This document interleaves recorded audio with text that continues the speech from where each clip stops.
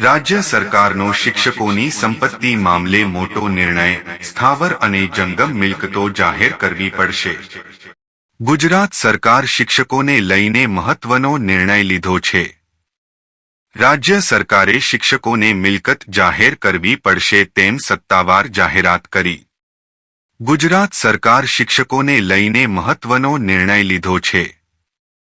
રાજ્ય સરકારે શિક્ષકોને મિલકત જાહેર કરવી પડશે તેમ સત્તાવાર જાહેરાત કરી.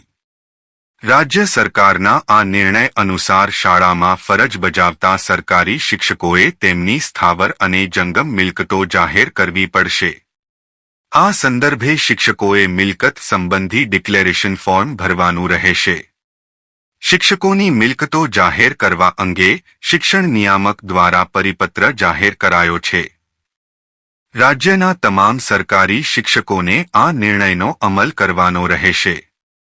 રાજ્ય સરકારના પરિપત્ર અનુસાર રાજ્યની તમામ સરકારી પ્રાથમિક, માધ્યમિક અને ઉચ્ચતર માધ્યમિક શાળામાં ફરજ બજાવતા શિક્ષકોએ તેમની મિલકત જાહેર કરવા સાથે પરિવારની મિલકતની પણ માહિતી આપવા પડશે. જણાવી દઈએ કે સરકારી ડેટા અનુસાર રાજ્યમાં 2.5 લાખ શિક્ષકો સેવા આપી રહ્યા છે.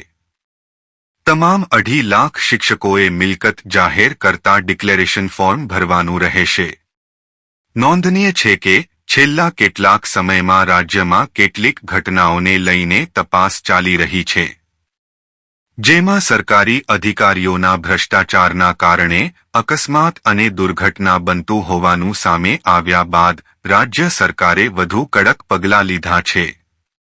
સરકારી કર્મચારીઓમાં ભ્રષ્ટાચારનું પ્રમાણ વધતા તેમના પર નિયંત્રણ લાવવા અગાઉ ચોથા વર્ગના કર્મચારીઓ સિવાય તમામ કર્મચારીઓને સંપત્તિની વિગતો આપવાના આદેશ આપ્યા હતા.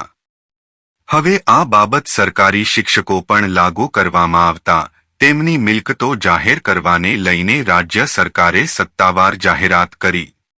મિત્રો, અમારી ચેનલને લાઈક એન્ડ સબસ્ક્રાઇબ બાકી હોય તો કરી લેજો.